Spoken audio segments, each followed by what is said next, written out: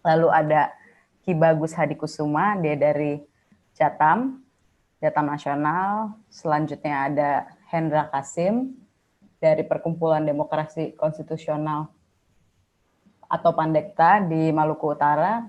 Lalu ada Leo Otanifamke, nanti dia akan nyusul. Lalu nanti penanggapnya ada Bapak Sulistianto dari KPK. Dia koordinator GNPSDA.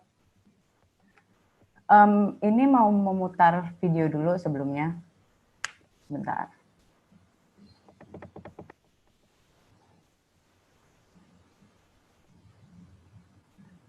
Ya, ini kita bisa nonton bareng-bareng.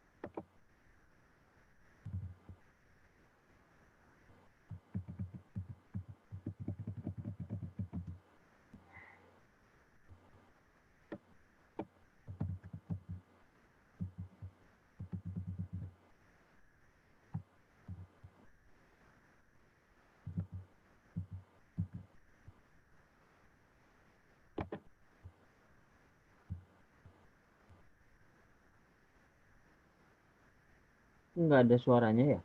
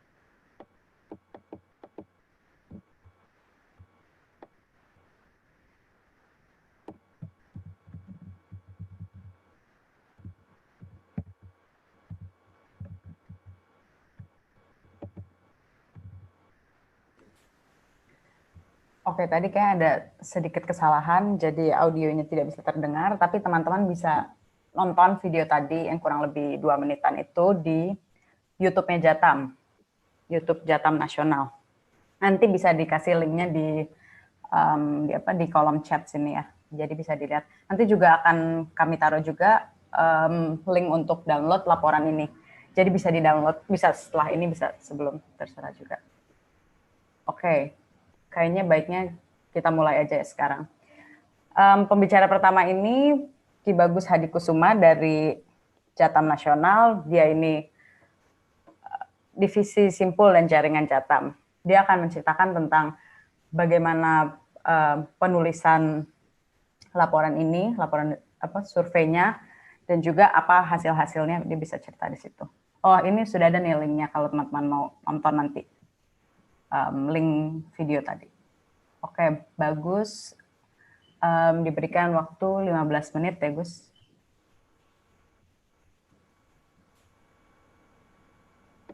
Ya, terima kasih Kakak moderator. Saya akan coba sesingkat mungkin ya, karena memang waktunya yang tidak panjang. Jadi sebagai pengantar memang sejak awal masa pandemi, terutama pasca pemberlakuan PSBB di beberapa wilayah,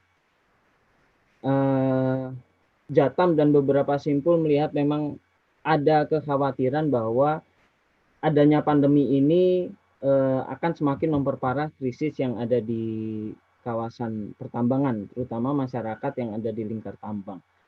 Karena di beberapa wilayah pembatasan sosial dan pembatasan fisik yang diterapkan oleh warga itu juga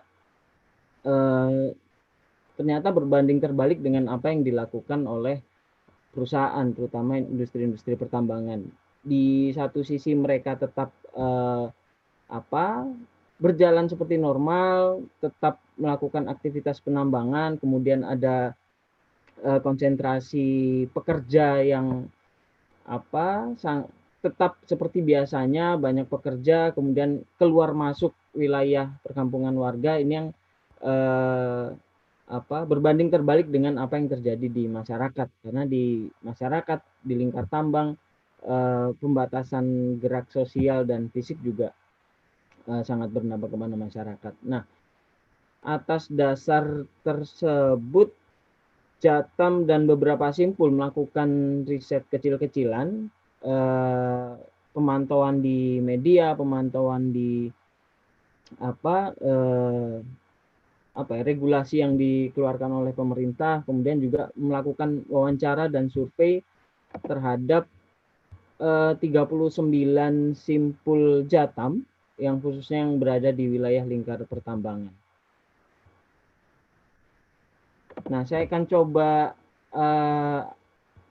memaparkan beberapa temuan ya di survei dan pemantauan kami. Sudah muncul kan di? Sudah. Oke. Kalau boleh di full screen, Gus. Sebentar, sedang saya coba. Oke.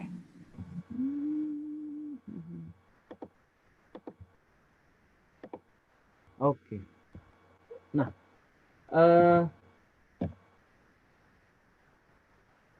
sejak awal ya kita sangat tahu bahwa respon pemerintah terhadap pandemi ini di awal sangat mengecewakan. Banyak bercandaan, banyak gurauan-gurauan yang bahkan dikeluarkan oleh pejabat negara setingkat menteri. Dan parahnya lagi, berawal dari respon yang bercanda-bercanda ini, akhirnya penanganan yang sangat lambat, kemudian jumlah peningkatan kasus positif yang sangat cepat di beberapa wilayah juga akhirnya berdampak kepada terganggunya kehidupan ekonomi dan sosial masyarakat. Nah, kemarin kita melakukan survei dan wawancara sejak pertengahan Mei sampai pertengahan Juni 2020. Kita melakukan survei dan wawancara terhadap 39 simpul kami di wilayah yang kalau dilihat dari sebaran status operasi pertambangannya, kita mengklasifikasikan ada 5. Kita klasifikasikan 5 status operasi pertambangan: sedang beroperasi, belum beroperasi, berhenti sementara, kemudian gagal beroperasi karena protes masyarakat, kemudian berhenti atau tutup atau izinnya sudah selesai. Nah, dari 5 klasifikasi tersebut, paling banyak dari responden berada di wilayah yang aktivitas tambangnya sedang beroperasi. Sebanyak 21 responden dari total 39. Kemudian yang belum beroperasi ada 8 komunitas, kemudian berhenti sementara ada 3 komunitas, dan 7 sisanya berada di kawasan yang pertambangannya berhasil digagalkan atau di stop oleh masyarakat. Nah, mayoritas mata pencarian dari responden di masing-masing komunitas itu sebagian besar adalah petani. 35 komunitas mayoritas pencariannya adalah petani, kemudian beruntun setelahnya 13 komunitas adalah nelayan, 10 pekerja tambang, kemudian 9 mayoritas bekerja sebagai pedagang, dan sisanya beberapa profesi mayoritasnya ada 5 komunitas. Kemudian kalau dilihat dari sebaran komoditas tambangnya, mayoritas memang berada di kawasan industri batubara, baik itu tambang batubara ataupun PLTU. Kemudian terbanyak kedua itu dari nikel, 7 komunitas, kemudian kars, kemudian dan lain-lain, bisa kawan-kawan lihat di layar. Nah, ini latar belakang atau dari surveinya, dari latar belakang dari responden survei kami, simpul-simpulnya. Nah, dari survei tersebut kita mendapatkan beberapa temuan terkait bagaimana pandemi COVID-19 ini semakin memperparah krisis sosial ekologis, krisis ruang hidup yang sebelumnya sudah ditanggung warga, sudah dihadapi warga akibat daya rusak industri pertambangan yang sebelumnya sudah hadir. Nah, kemarin dalam survei dan wawancara kita mencoba membandingkan sebelum pandemi dan setelah pandemi bagaimana warga memenuhi kebutuhan pangan dan airnya. Nah, sebelum masa pandemi sebagian besar komunitas responden itu menggantungkan pemenuhan pangannya, dalam hal ini pemenuhan pangan utama, karbohidrat, protein, dan sumber vitamin, mineral, sayur mayur, itu dari lahan sendiri. Kemudian 19 responden juga mengaku selain dari lahan sendiri juga mendatangkan dari wilayah atau komunitas sekitar. Kemudian 14 responden menjawab juga mendatangkan dari luar wilayah, dari yang luar wilayah di luar sekitarnya. Nah, setelah adanya pandemi, kita menemukan bahwa pemenuhan pangan dari lahan sendiri, lahan komunal itu menurun, kemudian mendatangkan pemenuhan pangan dari wilayah sekitar dan luar wilayah yang jauh itu semakin meningkat. Nah, dalam wawancara di beberapa responden menjawab bahwa salah satu yang menjadi faktor utama penyebab pemenuhan pangan dari lahan sendiri menurun, kemudian mendatangkan dari komunitas sekitar atau luar wilayah itu semakin meningkat karena beberapa menjawab karena permasalahan pembatasan gerak sosial, kemudian juga ada beberapa wilayah yang menyebutkan semakin menurunnya permintaan atau harga jatuh. Nah, ini yang kita temukan. Kemudian soal pemenuhan air dari masyarakat sebelum dan setelah pandemi, kita juga menemukan perubahan yang cukup signifikan, walaupun kita menemukan ada 2 pola yang agak saling melengkapi lah, walaupun tidak bisa kita bilang saling bertentangan. Nah, yang pertama untuk pemenuhan sumber air alam, baik itu sungai, kemudian sumur ataupun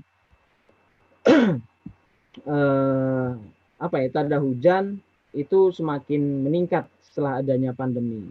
Yang pertama hal ini yang pertama karena di beberapa wawancara karena semakin menurunnya pendapatan masyarakat, kemudian mereka berhenti berlangganan PDAM, berhenti mengkonsumsi air kemasan, air galon maksudnya. Kemudian mereka walaupun agak bersusah payah, jaraknya jauh dari pemukiman, kemudian kualitasnya menurun dari sungai misalnya, tapi mereka tetap mau tidak mau karena tidak ada pilihan lain, tidak bisa membeli air kemasan ataupun PDAM, mereka mengakses air tada hujan ataupun sumber-sumber air alam seperti sungai dan sumur. Nah, pola yang kedua ada di beberapa wilayah yang dari awalnya sumber air sungai, sumber air sumur, kemudian beralih menjadi air kemasan. Seperti misalnya contoh di Desa Santan di Marangkayu, Kabupaten Kutai Kartanegara, masyarakat yang awalnya dari sebagian besar dari sumur dan sungai mulai beralih ke air kemasan.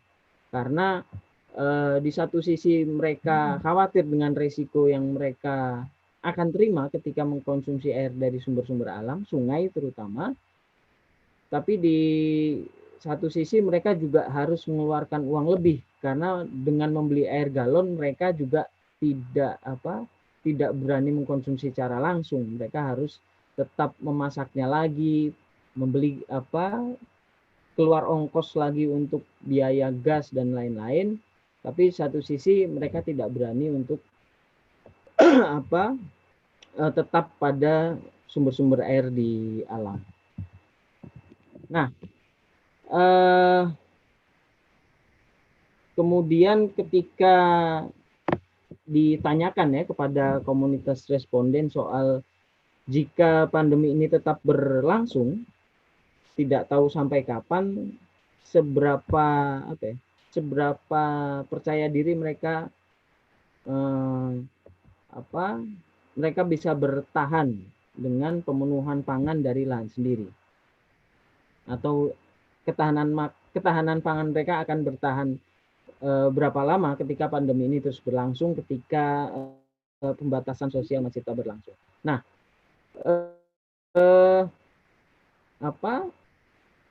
di wilayah yang tidak ada operasi tambang, baik itu yang belum beroperasi, baik itu yang sudah digagalkan ataupun baik itu yang berhenti sementara, mereka lebih percaya diri untuk ketahanan pangan mereka mampu bisa bertahan lebih lama karena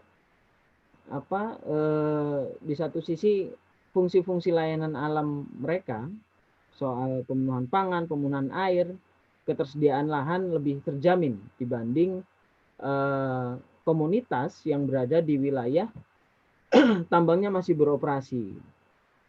Karena dari mayoritas wilayah yang ada operasi tambang, mereka mayoritas hanya percaya bahwa mereka akan bertahan pemenuhan pangannya dalam waktu maksimal 6 bulan.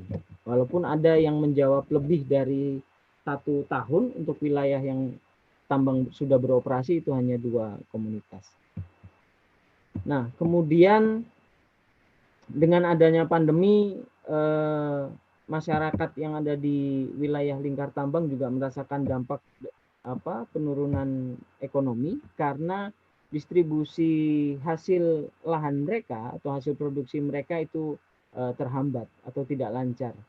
Nah, dari 39 responden, 32 diantaranya itu menyatakan bahwa distribusi hasil produksi mereka terhambat, dan sebagian besar menjelaskan bahwa terhambatnya hasil distribusi karena pembatasan gerak transportasi. Nah, kemudian sisanya menjawab karena jarang atau tidak ada pembeli, kemudian harga jatuh dan lain-lain. Nah, Di beberapa tempat kita juga menemukan bahwa intimidasi semakin meningkat di masa pandemi. Misalnya apa?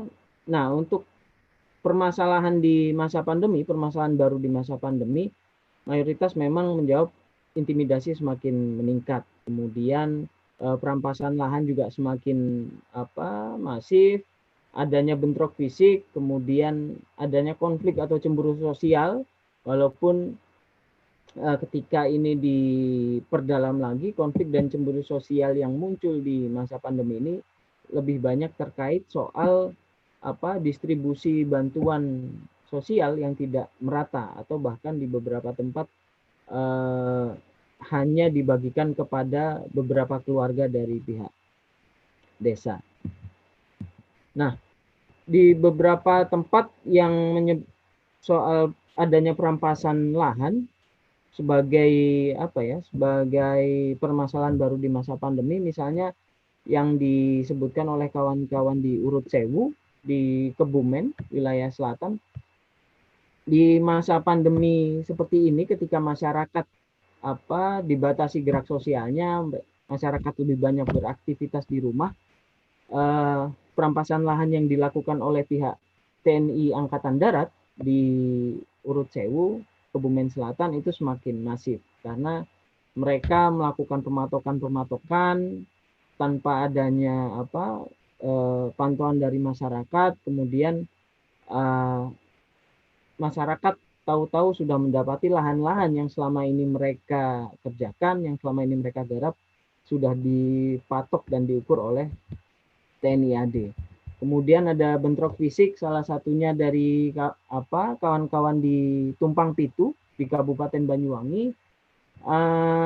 Bentrok fisik terjadi karena di masa pandemi masyarakat melakukan protes agar tidak ada lagi aktivitas di pertambangan.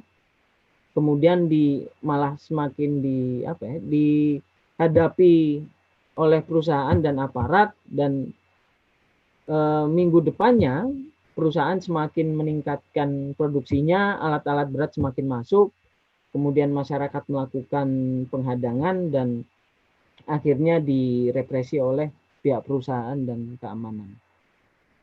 Kemudian intimidasi juga diterima oleh kawan-kawan di Kendeng. Kemudian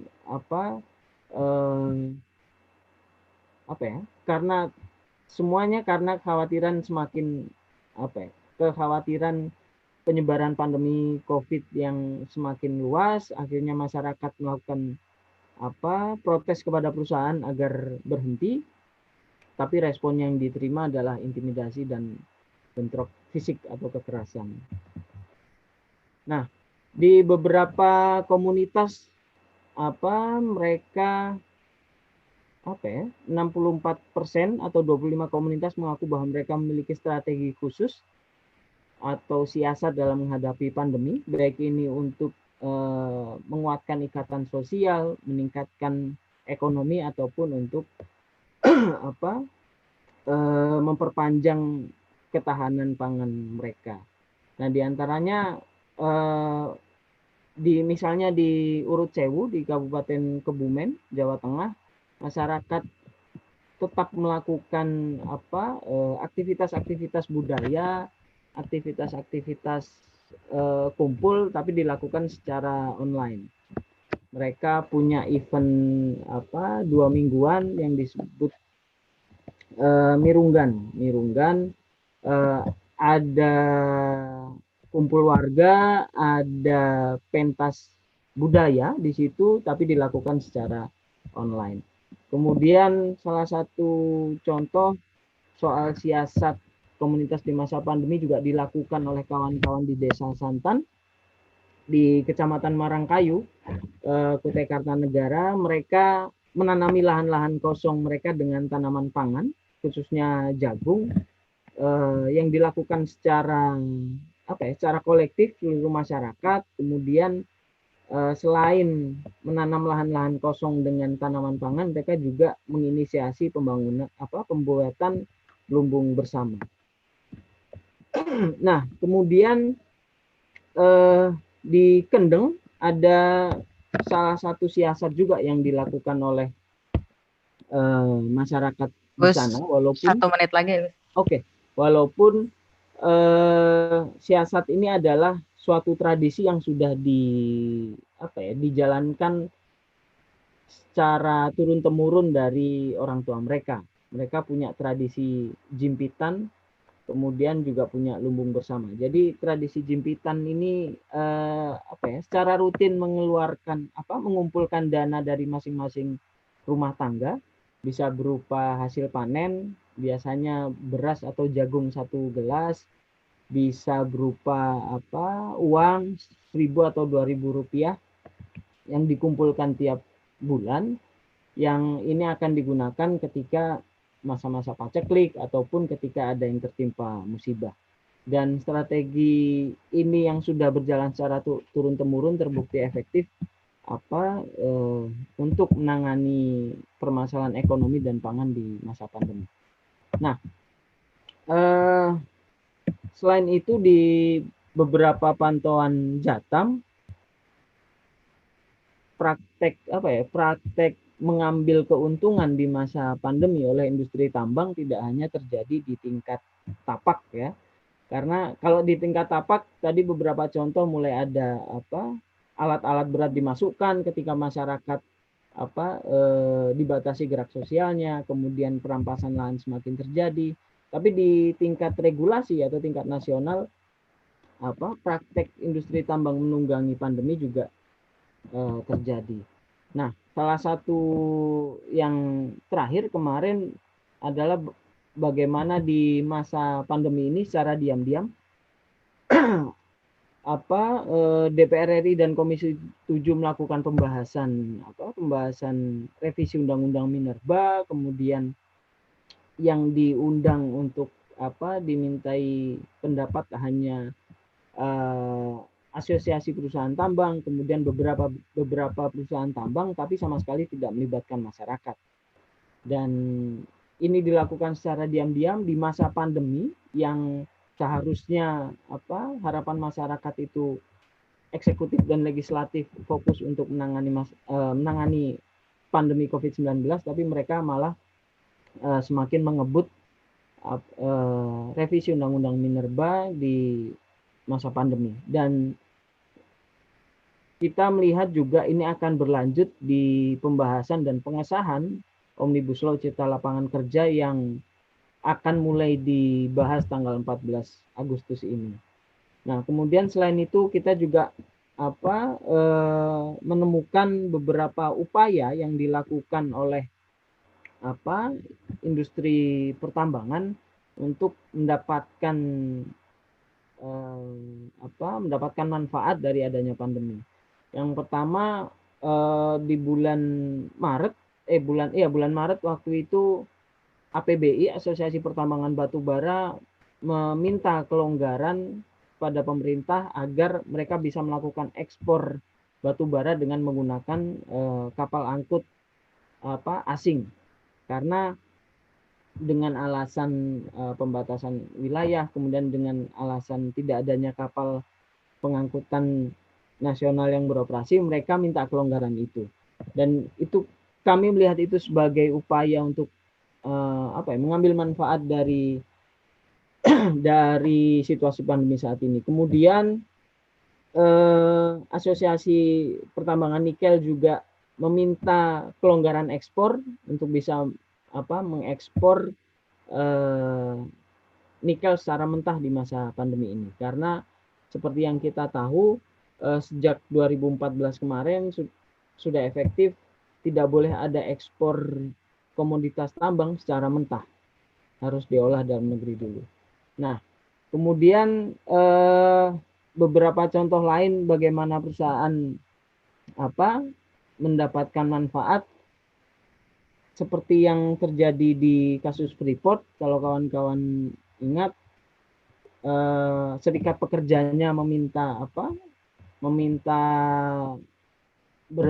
berhenti beroperasi karena alasan keamanan dan kesehatan, tapi tidak diindahkan oleh PT Freeport sendiri. Padahal kita di Indonesia sendiri memiliki ada peraturan terkait force majeure ketika terjadi kondisi kahar, seharusnya pertambangan berhenti beroperasi. Dan kami di Jatam melihat bahwa pandemi COVID-19 ini adalah kondisi force majeure, kondisi kahar yang seharusnya industri tambang harus berhenti beroperasi. Karena ketika dalam kondisi kahar, industri ekstraktif seperti tambangnya tetap beroperasi, akan semakin melipat gandakan daya rusaknya. Nah, yang terakhir, Bu Moderator, 1 menit ini, ada beberapa poin yang kita berhasil dapatkan dari warga ya, soal apa yang mereka harapkan dari pengurus publik, yang mendesak dan harus dilakukan oleh pengurus publik yang diharapkan oleh warga. Jadi yang paling banyak kita menemukan bahwa warga mendesak agar aktivitas tambang termasuk smelter dan PLTU itu dihentikan.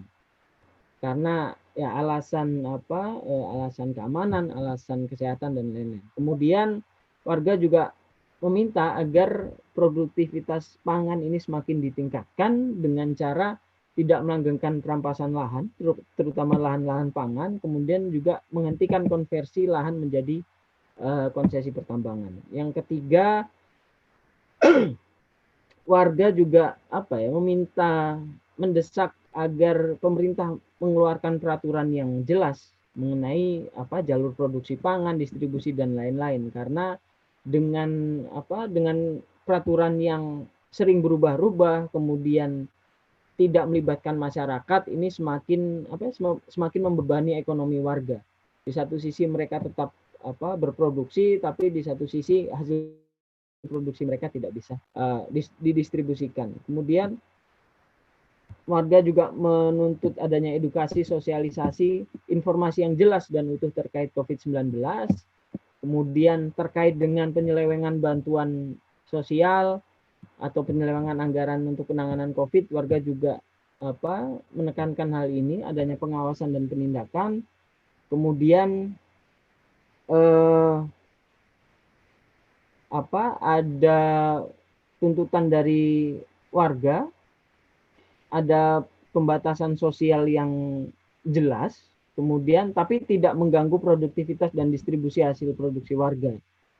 Karena poinnya adalah perlu pengaturan yang efektif dan partisipatif melibatkan warga.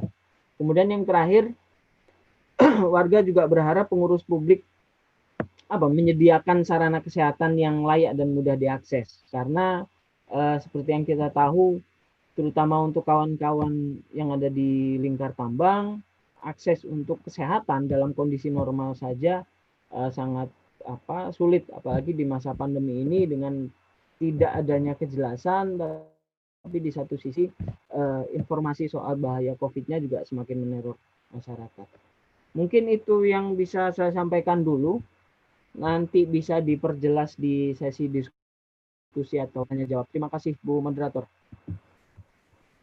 Oke, terima kasih, bagus ya, tadi bagus sudah memaparkan temuan-temuan dari beberapa temuan dari laporan terbarunya Jatam, yang saya ingatkan sekali lagi bisa diakses di jatam.org, bisa diunduh di situ, atau bisa juga dilihat link-linknya itu ada di media sosial Jatam, seperti di Twitternya bisa dilihat @jatamnas, lalu bisa di Instagram @jatamnas juga, lalu diskusi ini juga disiarkan langsung juga di Instagram dan juga YouTube Jatam Nasional, juga di Twitternya. Aku mau ingatkan lagi kalau misalnya udah ada pertanyaan-pertanyaan, bisa juga nih langsung ditanyakan di kolom Q&A. Nanti pemantik juga bisa bantu jawab di situ. Bisa juga di sesi tanya jawab nanti. Selanjutnya bisa Deborah Gultom dari YDPK Dairi. Ya, selamat siang. Saya Deborah Gultom dari Yayasan Diakonia Pelangi Kasih yang berada di Kabupaten Dairi. Kami berada di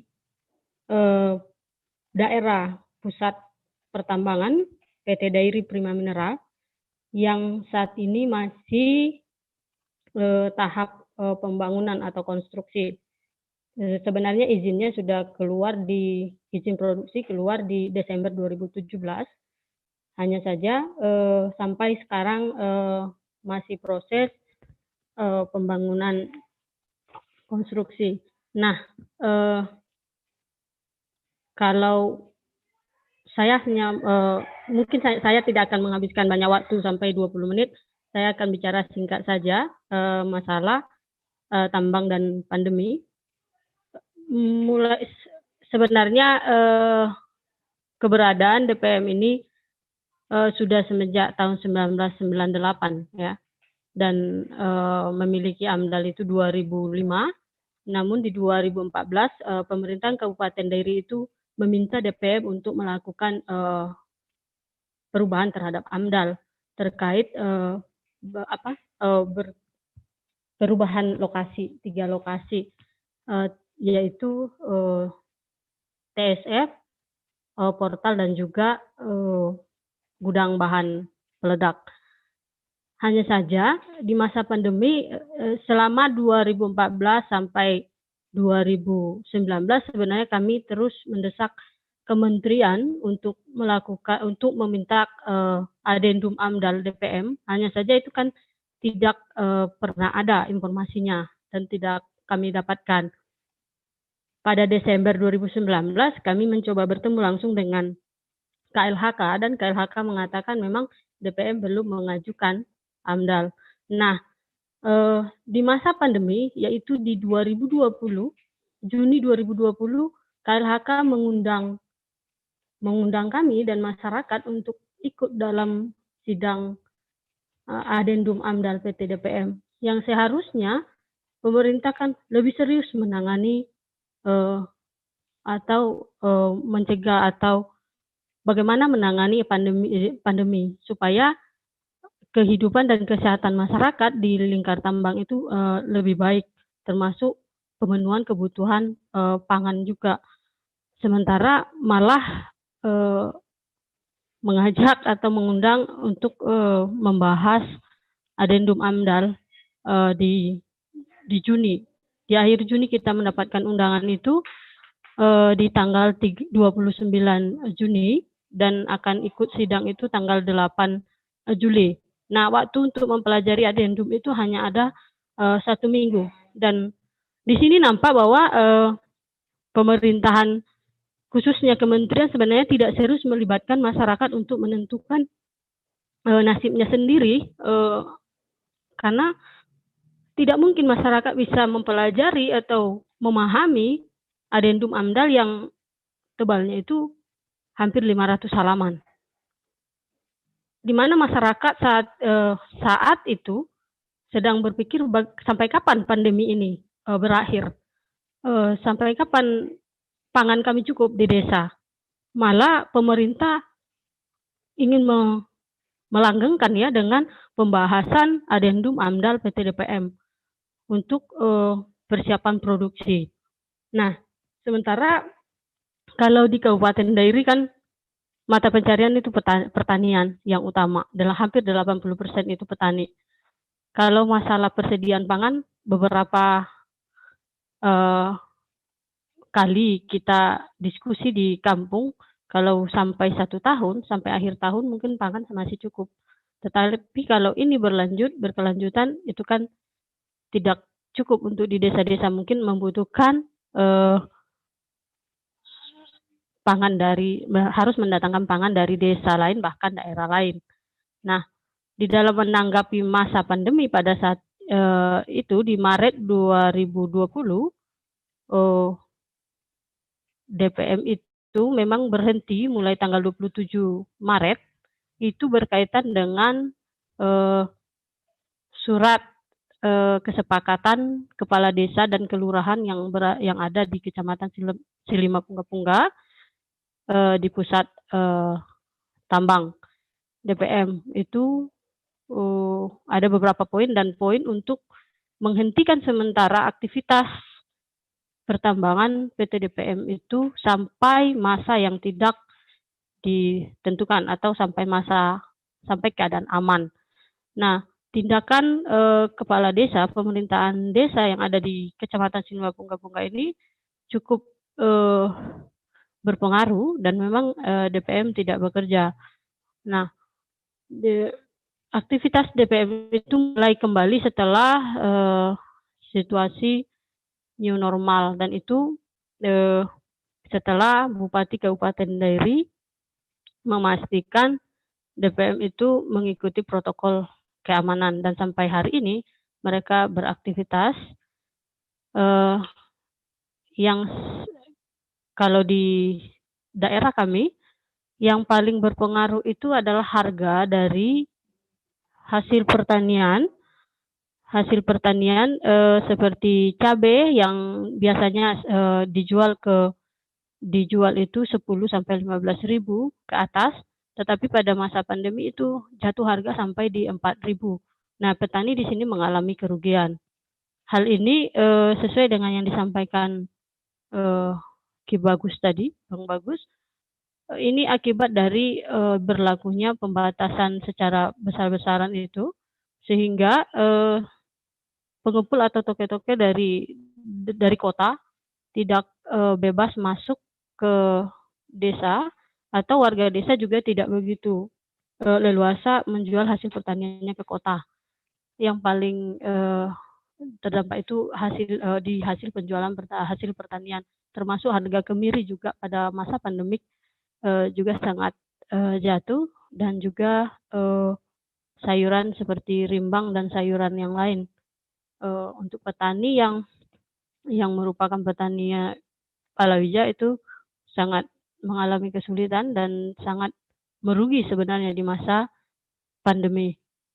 Sementara untuk kebutuhan air, untuk kebutuhan sumber air bersih masyarakat, sebenarnya kalau dilihat dari sekitaran desa-desa yang berada di lingkar tambang, tidak begitu berpengaruh. Namun ketika Adendum AMDAL keluar dan akan dibahas, kami sebenarnya sedikit cemas dan khawatir, karena satu sumber mata air yang mengairi 8 desa dan 1 kelurahan di Kecamatan Silimapungga itu berada di pusat tambang, dekat dengan portal atau terowongan DPM. Nah, jika ini disahkan atau disetujui oleh tim penilai AMDAL, ini tentu saja berisiko atau punya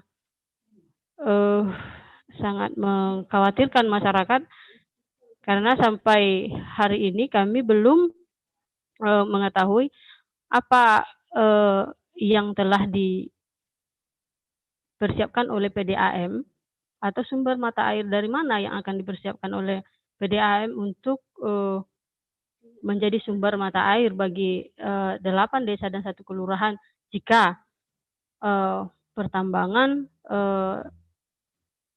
ini sampai beroperasi.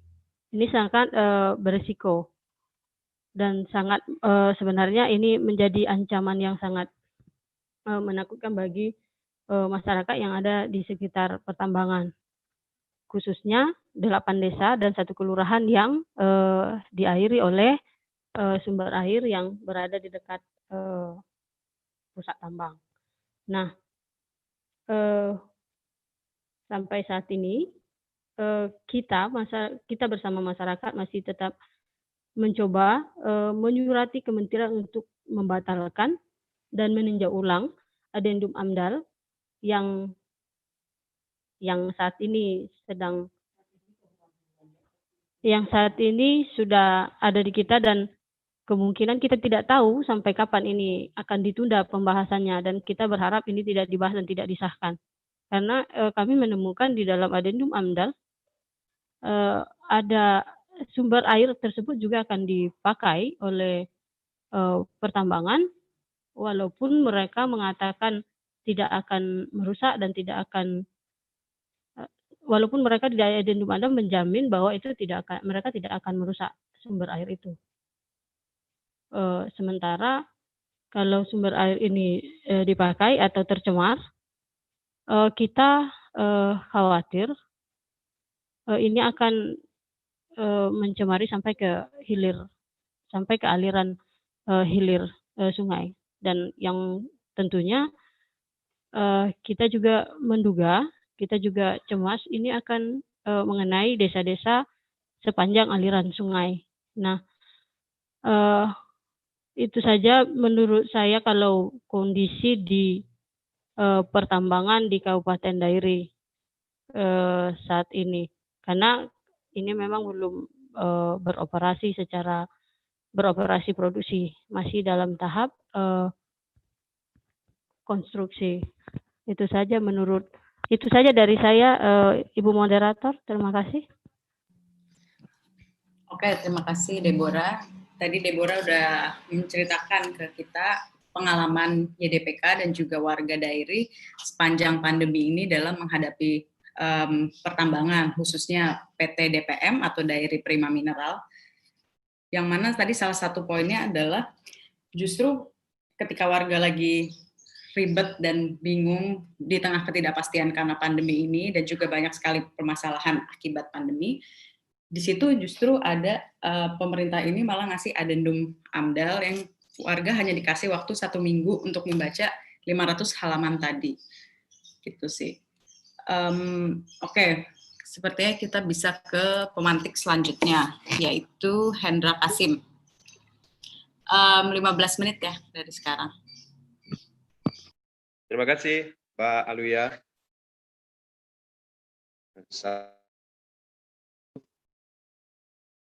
Teman-teman yang saya hormati yang sempat mengikuti kegiatan diskusi kita pada hari ini. Pada kesempatan hari ini mungkin saya akan membincang soal beberapa hal. Yang pertama soal aktivitas pertambangan yang tetap berlangsung di tengah pandemi di Maluku Utara. Yang kedua soal kasus terbaru, yakni ada kecelakaan kerja di mana pekerja tergilas mobil perusahaan sehingga meninggal dunia di tempat. Yang ketiga soal beberapa waktu lalu ada demonstrasi pekerja di salah satu perusahaan yang berujung pada proses pemindanaan atas 15 orang pekerja yang kebetulan saya yang dampingi mereka. Yang pertama mungkin saya cari tempat yang jaringannya agak bagus, Pak. Oke. Ya. Oke, ditunggu. Ya. Bisa ini ya, banyak kedengaran ya? Bisa terdengar. Iya. Maluku Utara adalah salah satu daerah yang potensi sumber daya alamnya cukup melimpah, sehingga cukup banyak perusahaan pertambangan di sini, mulai dari pertambangan emas, nikel, sampai yang terbaru di PT IWIB. Faktanya adalah Maluku Utara termasuk daerah yang masuk pada kategori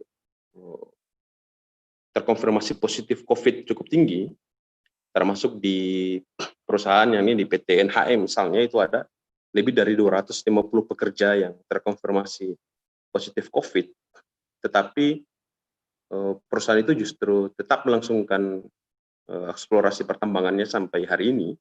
Kami sudah sering mengadvokasi dan meminta kepada pemerintah daerah untuk bisa menghentikan aktivitas operasi pertambangan di PT NHM Halmahera Utara, tapi tidak diindahkan. Bahkan hari ini mereka hanya mengkarantina para pekerja yang katanya terkonfirmasi positif, tapi perusahaannya tetap aktivitas perusahaannya tetap terus dilanjutkan.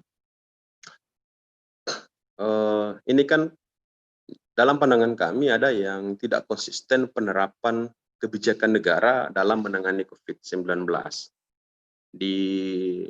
khususnya yang berlaku di perusahaan tambang. Seolah-olah di tambang itu tidak ada COVID. Yang ada COVID itu hanya di masyarakat biasa, sehingga masyarakat di Maluku Utara diminta untuk tetap berdiam diri di rumah, berjaga jarak, pakai masker, hand sanitizer, serta protokol kesehatan lainnya, sampai aktivitas ekonomi kita hampir lumpuh di sini beberapa waktu lalu. karena di beberapa daerah walaupun tidak ada izin dari pemerintah pusat, namun tetap dilakukan lockdown untuk daerahnya, mengingat geografis Maluku Utara yang terdiri dari pulau-pulau, sehingga kalau ada pulau yang melakukan lockdown itu mempengaruhi banyak hal, mempengaruhi aktivitas manusia, sehingga ekonomi sudah tentu akan berpengaruh. Tetapi pertambangan tidak pernah berhenti bereksplorasi, terus bereksplorasi sampai hari ini. Nah, lebih parahnya lagi, ada data yang berbeda antara tim gugus provinsi dengan tim gugus internal perusahaan tambang, khususnya PTNH. Di mana tim gugus provinsi menyatakan bahwa belum ada, misalnya beberapa waktu lalu, tim gugus provinsi menyatakan bahwa belum ada pekerja NHM yang terkonfirmasi positif itu dinyatakan sembuh, tetapi tim gugus internal telah menyatakan bahwa mereka semua yang lebih dari 250 orang itu sudah sembuh kecuali 3 orang. Nah, ini ada data yang berbeda, atau dalam pandangan kami ada superioritas pertambangan yang seolah-olah bisa melawan kebijakan pemerintah atau mengenyampingkan kebutuhan nasional kita untuk melawan pandemi COVID-19 ini. Nah, kasus yang terbaru adalah tergilasnya pekerja di PT IWIP Halmahera Tengah. Dia tergilas oleh mobil perusahaan sehingga meninggal di tempat, namun setelah kami meminta untuk itu diproses pidana berdasarkan Undang-Undang Lingkungan Hidup, namun tidak diproses sampai hari ini. Sementara yang sebelumnya lagi ada demonstrasi di PT IWIP, di mana pekerja meminta untuk operasi tambang dihentikan dulu mengingat pandemi COVID-19. Mereka minta untuk bisa eksplorasi tambangnya dihentikan, pekerjaan pertambangannya dihentikan, namun hak-hak pekerja tetap harus dipenuhi oleh tambang. Demonstrasi itu berujung pada pengerusakan warung ya. Dulu pernah di situ menjadi warung tempat makan pekerja, tapi warungnya sudah tidak layak lagi sehingga tidak lagi digunakan bangunan itu. Tapi catatannya begini, warung itu bukan milik perusahaan, tapi milik warga yang berusaha di lingkungan perusahaan. Itu dirusaki, dibakar ya dengan ini. Lalu perusahaan menganggap bahwa itu aset perusahaan yang dirusak dan 15 orang dibawa atau diproses. Tapi alhamdulillah mereka ber-15 sudah untuk sementara sudah ditangguhkan penahanannya. Pertama 8 orang ditangguhkan, hampir 1 bulan kemudian baru sisanya ditangguhkan penangguhannya. Nah, tetapi pelajaran penting dari pandemi ini adalah bahwa ternyata bagaimana bangunan ekonomi kita diporak-porandakan karena COVID-19, namun masyarakat di pedesaan itu justru lebih kokoh ekonominya karena ketahanan pangannya itu sudah bagus, ketahanan pangannya sudah bisa terjamin dengan kemandirian pangan yang mereka punya sejak turun-temurun khususnya di Maluku Utara. Tetapi kondisi itu tidak bisa dinikmati oleh masyarakat lingkar tambang sebab lingkungan hidup mereka sudah penguasaan lahan mereka yang awalnya menjadi tempat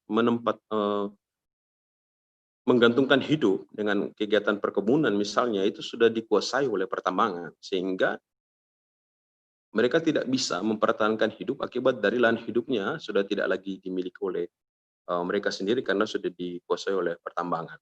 Nah, proses penguasaannya pun hanya ada perbincangan antara mereka dengan pemerintah daerah, antara perusahaan dengan pemerintah daerah, tidak melibatkan pemilik lahan. Jadi menurut saya ada problem perampasan lahan dari proses eksplorasi tambang yang terjadi di Maluku Utara, sehingga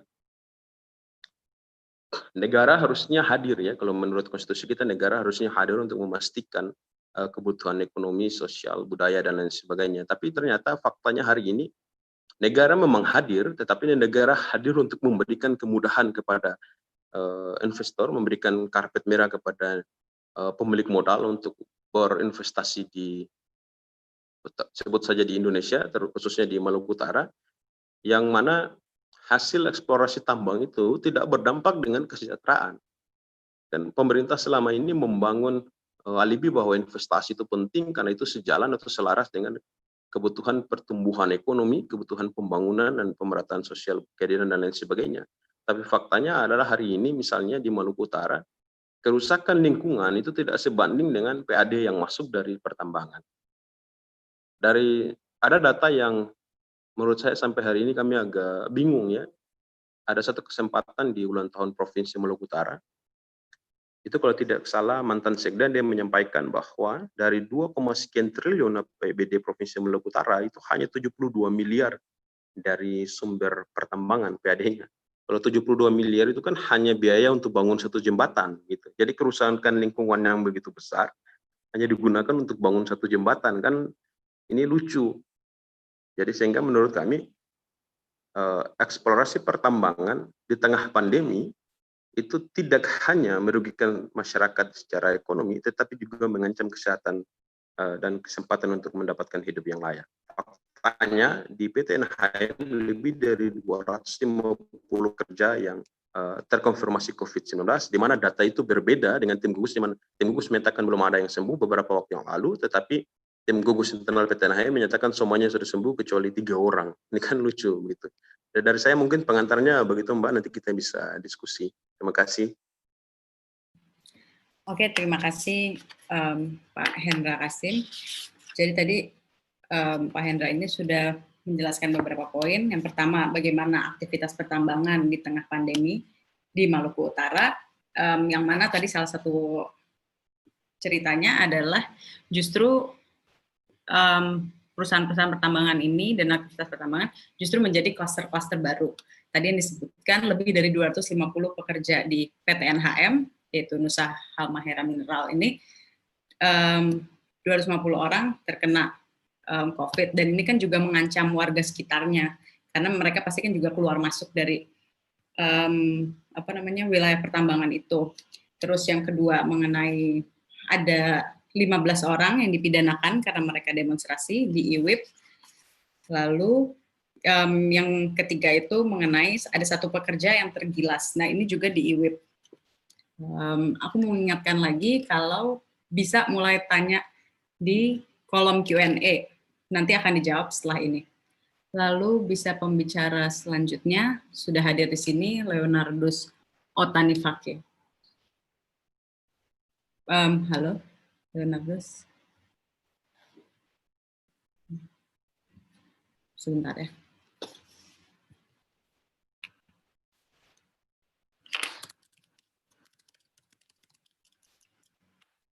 Apa bisa dengar atau gimana nih?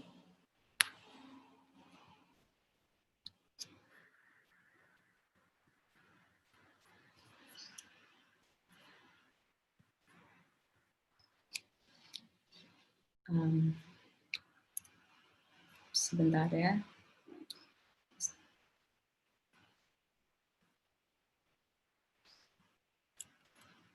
Oh, dia tidak ada mic-nya, tidak ada lambang mic-nya. Sebentar ya, kami mau telepon dulu sepertinya.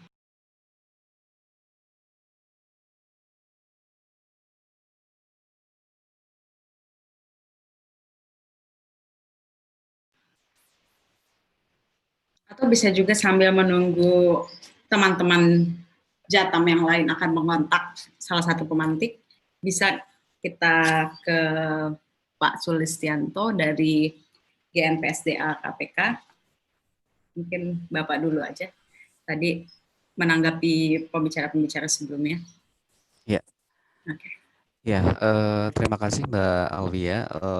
Teman-teman sekalian, selamat siang. Assalamualaikum warahmatullahi wabarakatuh.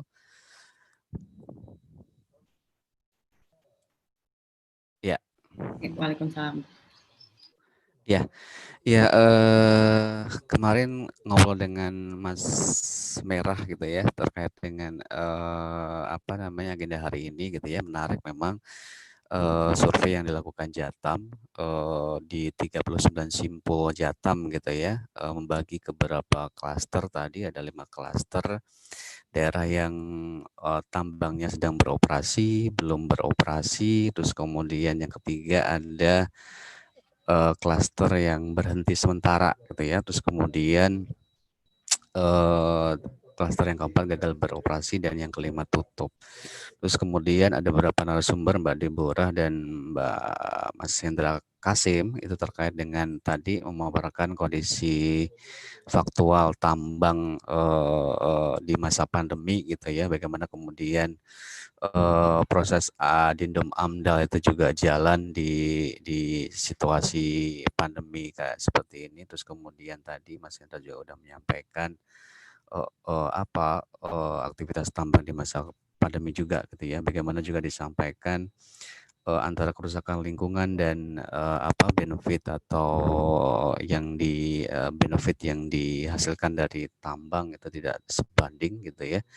Nah, iya, saya akan menanggapi memang kalau dari hasil kami evaluasi terkait dengan Gerakan Nasional Penyelamatan Sumber Daya Alam, memang ada persoalan bawaan gitu ya. Kalau kita bicara soal tambang gitu ya, sebelum COVID itu memang ada beberapa persoalan bawaan. Satu persoalan tata kelola gitu ya. Nah, persoalan tata kelola ini sebenarnya dari 2009-2010 KPK udah intens gitu ya, bagaimana kemudian melakukan perbaikan-perbaikan tata kelola, itu mulai dari mendorong compliance gitu ya, compliance mulai dari kewajiban keuangan negara, kewajiban CNC, reklamasi pasca tambang dan sebagainya kayak gitu ya. Tapi itu juga belum menyelesaikan persoalan-persoalan yang tuntas gitu ya sampai sekarang. Bagaimana kemudian sudah banyak yang dicabut gitu ya dari iup-iup tambang yang non CNC misalkan begitu gitu ya. Tapi tambang ini menarik gitu ya. Jangan-jangan ketika itu dicabut mereka malah diuntungkan di situasi yang apalagi seperti sekarang gitu ya, karena dibebaskan dari tanggung jawab misalkan reklamasi pasca tambang dan sebagainya kayak gitu. Atau kemudian bisa jadi ketika dicabut secara administratif tapi faktual di lapangannya tetap beroperasi gitu ya. Persoalan-persoalan ini yang kemudian perlu kita lihat lagi gitu ya.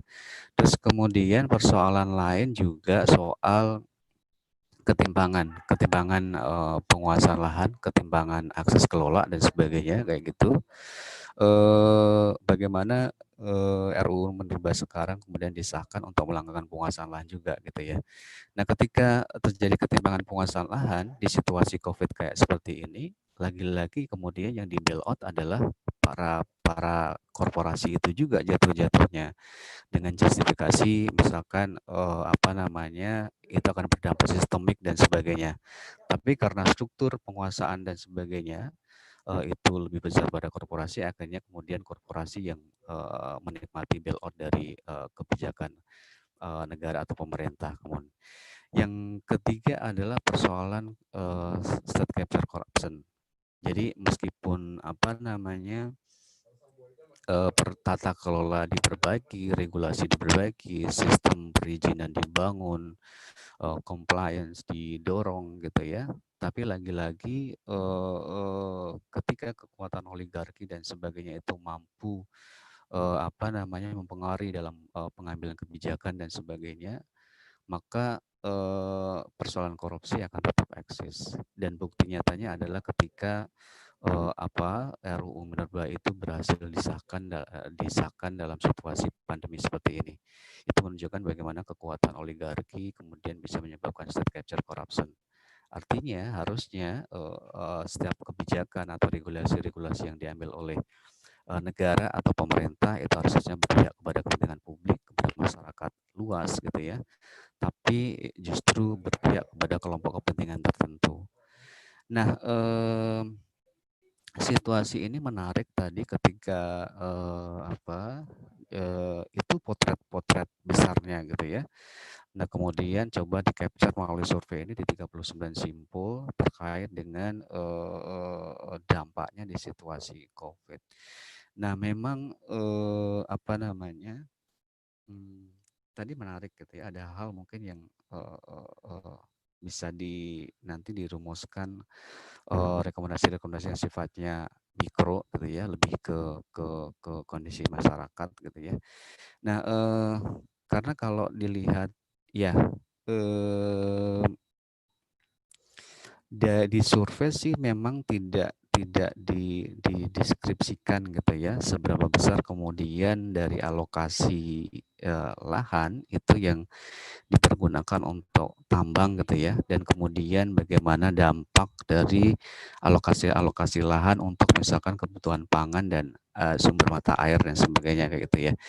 Nah sebenarnya kalau kemudian itu terdeskripsi akan lebih menarik gitu ya, tapi memang dalam situasi COVID ini kan semenjak PSBB dan sebagainya itu apa namanya transportasi dan sebagainya kemudian dibatasi, interaksi juga dibatasi, sehingga mungkin itu jadi salah satu faktor yang kemudian menjadi penyebab bagaimana tadi kebutuhan masyarakat terhadap pangan dan sebagainya itu juga sedikit terdampak gitu ya. Di samping yang tadi sih menarik gitu ya, begitu di situasi kayak gini ternyata operasionalisasi tambang itu terjalan, konflik terjadi, perampasan lahan juga terjadi gitu ya, seolah mengesankan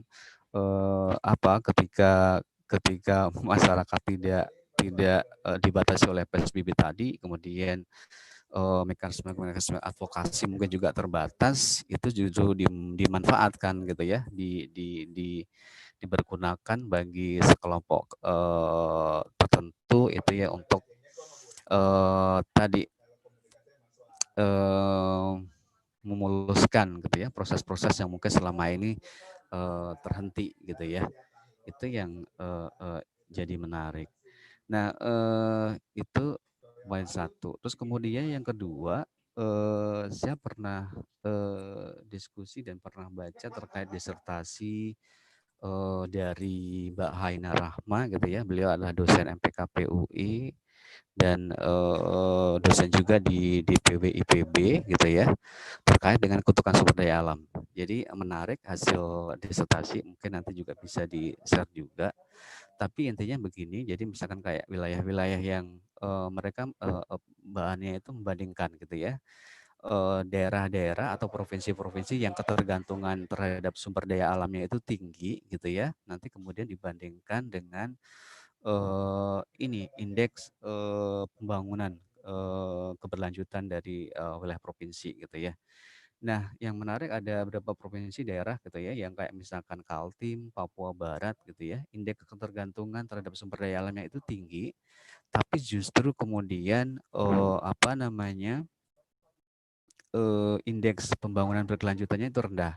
Makanya kemudian itu yang disebut sebagai kutukan sumber daya alam. Harusnya sumber daya alam itu mampu mensejahterakan masyarakatnya atau daerahnya gitu ya. Tapi justru ketika resources SDA-nya melimpah, tapi pembangunannya terbelakang gitu ya, kurang progresif. Nah, yang menarik lagi juga salah satu faktor penyebabnya pathway-nya adalah itu korupsi gitu ya. Kenapa kemudian harusnya dengan sumber daya alam yang melimpah itu bisa mendorong proses-proses pembangunan di suatu wilayah gitu ya, tapi justru yang terjadi adalah sebaliknya. Apa namanya, tingkat kesejahteraan turun, terus kemudian pendapatan daerahnya rendah dan sebagainya begitu. Nah, yang menarik juga dalam disertasi tadi dengan menggunakan mix analisis gitu ya, bahannya ini melalui LGD itu mendefine beberapa variabel gitu ya, ada influence variable, terus kemudian ada dependence variable, ada autonomous variable, ada relay variable gitu ya. Nah, saya akan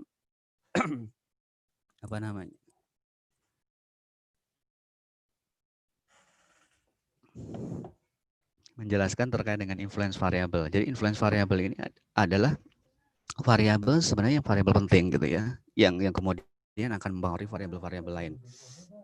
Salah satunya adalah variabel dependence-nya gitu ya.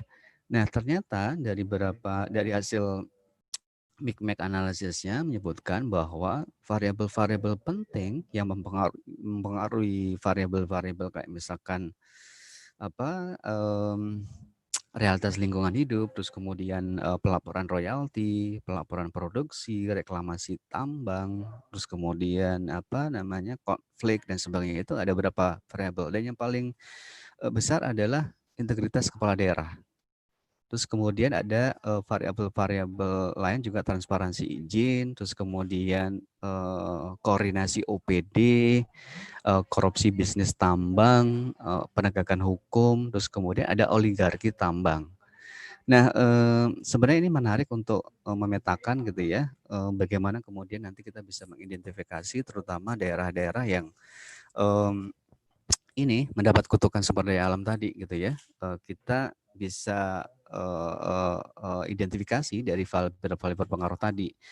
Benar nggak sih misalkan, oh ini integritas kepala daerahnya nih, ini variabel variabel sangat penting yang akan kemudian mempengaruhi tata kelolanya gitu ya, dan oligarki juga begitu gitu.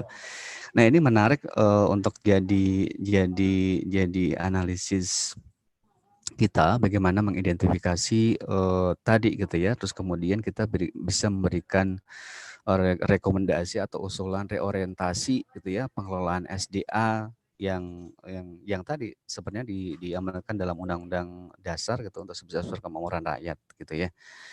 Nah itu, nah persoalan lain misalkan yang menarik juga di hasil survei itu terkait dengan RUU gitu kan, yang sekarang sudah disahkan menjadi undang-undang minerba, itu kan persoalan wilayah hukum pertambangan gitu ya, yang sebenarnya itu mengkapling semua daratan dan perairan di Indonesia itu yang potensial menjadi wilayah hukum pertambangan gitu ya. Nah menarik, kami di KPK itu juga melakukan ini apa namanya, piloting kebijakan satu peta di 5 provinsi, Kaltim, Kalteng, Riau, Sulbar, dan Papua gitu ya. Nah, kita mencoba melakukan 3 tahapan kebijakan satu peta itu. Yang pertama itu terkait dengan kompilasi data, ada 13 IGT yang kita kompilasi, itu mulai dari SK legalnya gitu ya, terus kemudian nanti peta lampiran SK legal, terus kemudian SHP petanya. Kenapa SHP? Karena itu digunakan untuk nanti analisis gitu ya. Nah setelah dikompilasi itu kemudian nanti integrasikan, jadi IGT-IGT yang dibangun selama ini mungkin tidak berbasis pada peta dasar yang sama, sehingga secara teknis bisa jadi bias ketika kemudian nanti di overlay antar IGT gitu ya, tidak satu standar dan sebagainya gitu ya. Nah untuk mensiasati itu kemudian itu diintegrasikan sehingga satu standar. Nah baru setelah itu kemudian disinkronisasi. Nah hasil sinkronisasi ini yang kemudian menghasilkan PT, peta indikatif tumpang tindih antar IGT. Nah sebenarnya menarik bagaimana kemudian ke depan itu juga bisa jadi diacu gitu ya. Saya kurang paham terkait dengan mekanisme lelang izin di undang-undang yang baru, apakah sama seperti yang dulu? Karena konsep yang dulu kan dari WP nanti dikeskandingkan menjadi wilayah usaha pertambangan, wilayah izin usaha pertambangan gitu ya, yang kemudian itu akan dilelang gitu ya. Nah sebenarnya WP sendiri itu sebenarnya kan mekanisme internal SDM. Jadi itu belum dipastikan koordinasi alokasi ruang dengan kementerian-kementerian sektor lain gitu ya. Apakah dengan hutan, apakah dengan izin-izin yang lain berbasis lahan dan sebagainya. Itu belum ada mekanisme koordinasi. Karena WP sendiri itu mengkapling semua potensi tambang gitu ya, baik itu di darat maupun di laut gitu ya. Tapi kemudian nanti di cascading dan sebagainya gitu ya, harusnya itu sudah melalui proses tadi, koordinasi alokasi ruang dengan sektor-sektor lain, sehingga ketika kemudian dilelang itu sebenarnya secara alokasi itu sudah clean and clear gitu ya. Nah menarik kalau kemudian teman-teman juga itu nanti dalam konteks advokasi terutama untuk yang keluarnya izin-izin baru harus memperhatikan tadi peta PT tadi, peta indikatif tumpang tindih di setiap provinsi. Nah itu sebenarnya sudah ada gitu ya. Nah, selain itu juga sebenarnya nanti perlu dilihat secara daya dukung, daya tampung gitu ya. Basisnya bisa misalkan dalam satu wilayah ecoregion gitu ya. Karena kalau kita bicara sustainability development kan harus mempertimbangkan itu. Sebenarnya dari existing atau kemudian dari apa namanya UPU tambang yang sudah dicabut dan sebagainya, karena dampaknya kan recovery apa namanya pengembalian fungsi dan sebagainya kan itu belum terjadi. Sebenarnya itu bisa di assess, dianalisis gitu ya. Kondisi daya dukung, daya tampung atau alokasi ruang di setiap ecoregion atau setiap provinsi atau setiap DAS itu seperti apa? Apakah sudah nggak ada ruang bagi tambang atau kemudian masih ada ruang bagi tambang? Nah, sebenarnya kalau kemudian meskipun secara administratif, secara legal itu masih jalan gitu ya, tapi kemudian ketika secara analisis daya dukung, daya tampung lingkungannya itu sudah tidak memenuhi, sebenarnya mekanisme rasionalisasi dan sebagainya itu perlu dilakukan gitu ya. Nah, ini lagi-lagi terkait dengan problem besar isu pertambangan sendiri, sehingga ketika dalam situasi seperti ini gitu ya, akhirnya banyak hal gitu yang kemudian berdampak terutama dengan masyarakat langsung gitu ya. Nah, ya situasi yang di pandemi seperti ini memang kita tidak sepenuhnya bisa menggantungkan ke negara, ke masyarakat, ke pemerintah gitu ya. Apalagi kalau kemudian kebijakan yang utama dan terutama juga kelihatannya tidak clear gitu ya. Tapi perlu antisipasi. Ada best practice yang menarik gitu ya di Jogja itu yang didorong oleh Pak Rimawan yang Sonjo ya, Sambatan Jogja itu ya. Itu dulu idenya adalah bagaimana kemudian mempertemukan tadi antara supply dan demand gitu ya, karena keterbatasan logistik oleh PSBB dan sebagainya kayak gitu ya. Nah, cuman memang dalam wilayah-wilayah tertentu itu perlu dilihat lagi kayak apakah itu memungkinkan dan sebagainya gitu ya, kayak semacam marketplace dan sebagainya. Jadi via online dan sebagainya gitu ya. Justru itu menjadi kayak semacam pasar yang kemudian bisa mempertemukan antara supply yang berlimpah di satu sisi, kemudian demand di sisi lain yang karena logistik yang kurang bagus atau terdampak di situasi PSBB kayak itu bisa bertemu gitu ya. Inovasi-inovasi itu yang kemudian perlu didorong gitu ya. Nah,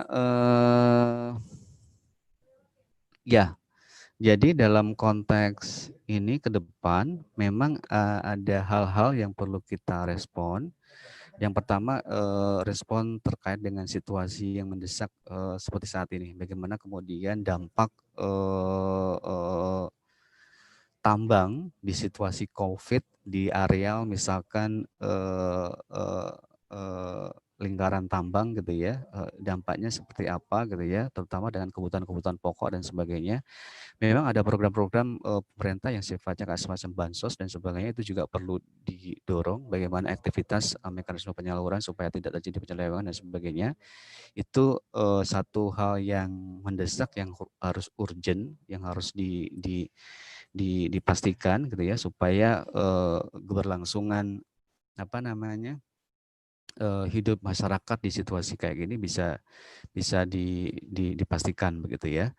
Tapi kemudian ada hal-hal yang sifatnya tadi mendasar dan fundamental gitu ya terkait dengan tambang dan sebagainya itu juga perlu diadvokasi lagi buat teman-teman gitu ya, bagaimana undang-undang minerba yang sekarang, bagaimana kemudian nanti juga antisipasi terkait dengan undang-undang omnibus law dan sebagainya itu juga perlu diadvokasi gitu ya. Artinya advokasi itu tetap jalan supaya kemudian tadi kekuatan-kekuatan oligarki itu tidak merajalela di situasi seperti ini, karena anggapannya apa namanya situasinya senyap gitu ya, nggak ada yang peduli dan sebagainya kayak gitu ya. Itu yang kemudian perlu diantisipasi gitu ya. Terus kemudian tadi dampak tambangnya terutama terhadap masyarakat di situasi COVID yang seperti ini. Misalkan di situasi-situasi sekarang ada juga perampasan lahan, ada juga intimidasi terhadap masyarakat dan sebagainya, itu yang kemudian juga perlu harus direspon bagaimana inisiatif-inisiatif atau upaya-upaya sehingga bisa at least meminimalisir tindakan-tindakan tadi gitu ya. Demikian Mbak Alwia, tanggapan sementara dari saya, mungkin nanti bisa kita elaborasi dalam sesi diskusi. Terima kasih. Assalamualaikum warahmatullahi wabarakatuh. Oke. Waalaikumsalam dan terima kasih Pak Sulistyo. Tadi Pak Sulistyo ini sudah menjelaskan ada 3 poin persoalan bawaan pertambangan yang dari jauh dari sebelum adanya COVID-19 ini. Seperti misalnya permasalahan tata kelola, dan ini coba diperbaiki juga sama KPK, sudah dari tahun 2009 dan 2010. Lalu ada juga permasalahan ketimpangan penguasaan lahan, yang mana semakin diakomodir dengan pengesahan revisi Undang-Undang Mineral dan Batubara yang kemarin disahkan Mei lalu. Lalu yang ketiga itu adanya state captured corruption. Di sini tadi disebutkan Pak Sulistyo juga adanya kekuatan oligarki yang memengaruhi kebijakan. Dan dengan adanya ini tuh korupsi akan selalu ada, gitu. Nggak bisa juga diberantas atau sulit lah. Terus tadi Pak Sulistianto juga sudah kasih tanggapan dan juga masukan buat laporannya Jatam. Mungkin bisa teman-teman Jatam bisa ngobrolin ini nantinya. Terus tadi sudah dipaparkan singkat juga mengenai disertasi dengan judul Kutukan Sumber Daya Alam. Mungkin Pak Sulistianto bisa tuliskan di kolom chat tadi nama yang penulis disertasi siapa. Mungkin ada teman-teman yang tertarik, nanti bisa cari sendiri habis ini. Lalu kita ke ini ya, Pak Mantik, namanya Leonardus Otanifake sudah hadir bersama kita. Tadi ada permasalahan di mikrofonnya. Halo, bisa dites suaranya?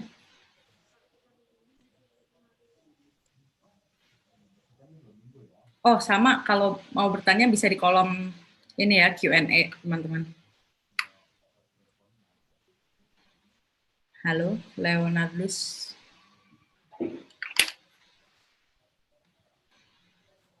Sebentar ya.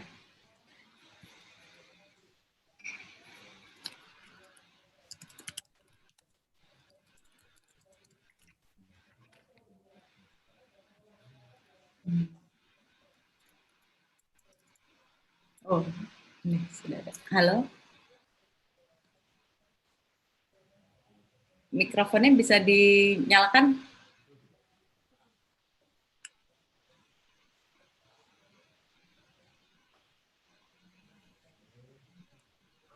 Halo, selamat siang Ibu. Halo, selamat siang. Oke. Ada 15 menit ya, Leonardus, untuk berbicara. Iya, iya, saya dengar. Oh, Ibu. Oh, jaringannya sepertinya, atau mungkin videonya bisa dimatikan biar suaranya jelas ya. Kadang-kadang suka gitu. Suaranya agak tidak terdengar.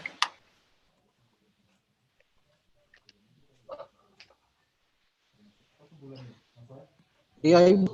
Sudah.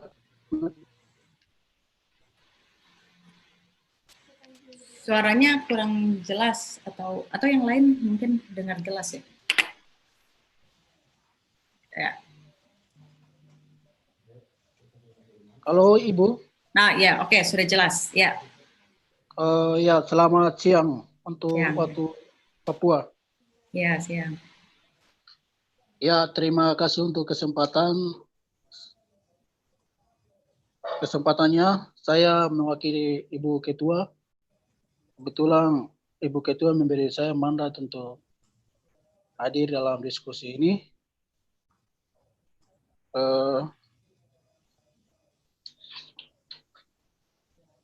Anak Ibu Ketua ada sebut satu dan lain hal. Jadi saya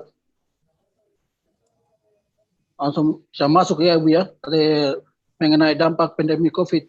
Ya, silakan. 19 terhadap krisis ruang hidup. Ya. Warga Lingkar Tambang. Untuk di wilayah Papua ya Ibu ya? Iya, betul. Ya, saya mau bicara tentang dampak di tengah pandemi yang terjadi di PT Freeport Indonesia. Ini memang terjadi, benar-benar terjadi, begitu Ibu. Jadi di tengah perubahan RU tentang Minerba pada tahun kemarin ini, saya mau sampaikan begini, bahwa pemerintah memang benar-benar menutupi begitu. Jadi memang kita masyarakat itu memang benar-benar merasakan dampak daripada Freeport ini begitu. Karena kemarin itu Bupati Mimika juga pernah mengajukan surat ke pusat untuk sementara waktu diberhentikan dalam operasi penambangan Freeport ini. Tetapi upaya itu diabaikan. Jadi untuk penambangan Freeport ini di tengah-tengah pandemi pun dia terus beroperasi. Tidak ada lockdown, tidak ada penutupan sementara waktu pun tidak ada. Jadi dampak daripada itu, memang Freeport sudah memberikan bantuan berupa uang melalui lembaga, yaitu lembaga JPMK, Yayasan Pengembangan Masyarakat Amume Kamoro yang ada di Timika. Tetapi yang kami lihat, yang kami pantau itu bahwa uang sebesar 3 miliar atau 2 miliar lebih itu benar masyarakat tidak merasakan semuanya begitu. Jadi Freeport melalui lembaga hanya memberikan beberapa kampung-kampung yang ada di wilayah Timika. Seutuhnya masyarakat mengalami. Jadi persoalan dampak daripada Freeport itu terjadi, memang benar-benar terjadi, dan memang merasakan bahwa Freeport menutupi atau Freeport tidak pernah kontribusi, mulai dari Freeport beroperasi dari 19 tahun 60-an hingga sampai saat ini. Jadi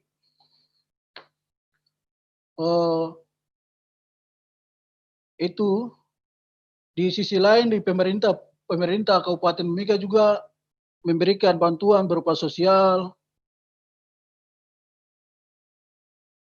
Ini di sisi pemerintahan juga, tetapi masyarakat banyak yang kami lihat, kami pantau bahwa banyak masyarakat yang mengeluh.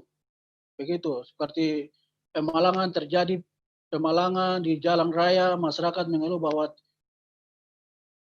bantuan sosial berupa BAMA itu tidak sampai di RT, kelurahan, bahkan di masyarakat setiap kakak itu tidak pernah terima. Dan berapa kali kami lihat ada pemalangan di jalan, masyarakat ajukan aspirasi bahwa BAMA atau apa itu tidak pernah tidak pernah ada di masyarakat. Begitu. Ada beberapa yang sudah didistribusikan ke masyarakat, tapi ada yang banyak yang mengeluh untuk bantuan itu. Itu dari sisi pemerintahan yang saya bisa sampaikan. Jadi saya harap teman-teman dari lingkar tambang di Yatam bisa membantu dan kita bisa bersama-sama untuk melihat persoalan ini ke depan sehingga pemerintah bersama Freeport, bersama pemimpin Freeport ini benar-benar melihat masyarakat setempat seperti itu.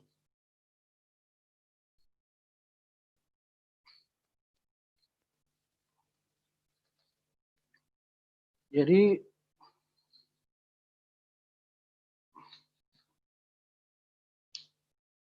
halo, Ibu? Ya, dengar. Bisa dengar suara saya ya? Bisa dengar. Itu saya sedikit sampaikan mengenai ruang lingkar ini ya, ruang gerak masyarakat di saat pandemi terjadi kemarin nih. Dan sedang terjadi, masih ada belum di new normal, masih belum normal, masih new normal terjadi sampai sekarang. Sampai sekarang itu Freeport masih beroperasi dan kami melihat ada banyak juga tenaga kerja dirumahkan. Sampai saat ini nasib mereka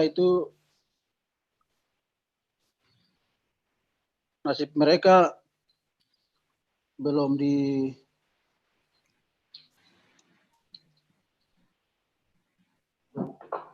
nasib mereka terancam begitu. Jadi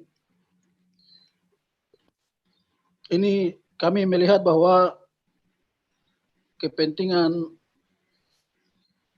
atau pemerintah pusat harus benar-benar melihat bahwa Freeport itu dampak daripada Freeport membuat masyarakat setempat itu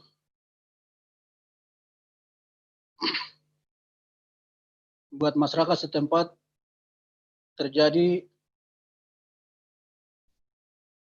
harus kembali ke makanan lokal karena tidak ada kontribusi yang penuh dalam di saat pandemi terjadi kemarin dan sedang terjadi ini begitu. Mungkin itu sedikit penjelasan, nanti Ibu kalau masih ada pertanyaan begitu apa bisa diajukan, bisa diberikan, nanti saya bisa menjawab atau bisa memberi ini lagi informasi terkait untuk penambangan Freeport. Oke, terima kasih Leonardus. Tadi kita sudah mendengarkan Leonardus bercerita tentang apa yang dialami warga di sekitar PT Freeport Indonesia, di mana udah ada usaha dari Bupati untuk memberhentikan operasi PT Freeport sementara di tengah pandemi ini, tapi justru tidak diinstruksikan demikian dari pemerintah pusat.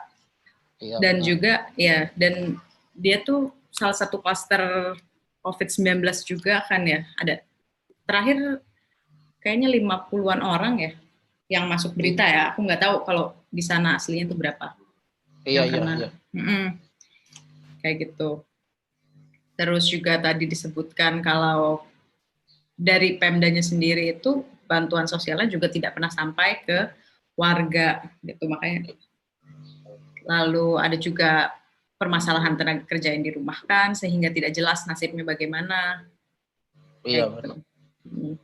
Teman-teman kalau ada yang mau bertanya ke salah satu pemantik atau ke semuanya juga nggak masalah, atau ke Pak Sulistianto, bisa bertanya di kolom Q&A.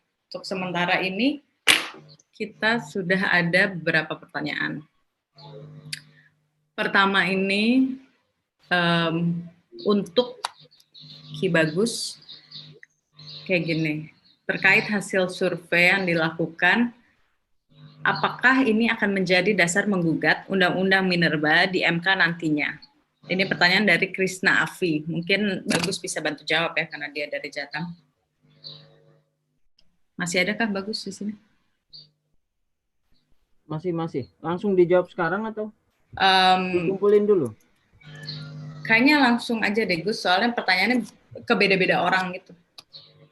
Oke. Kalau terkait dengan rencana judicial review revisi Undang-Undang Minerba, Undang-Undang 3 2020, sebenarnya kita tidak ada gambaran bahwa hasil survei dan pemantauan ini akan dijadikan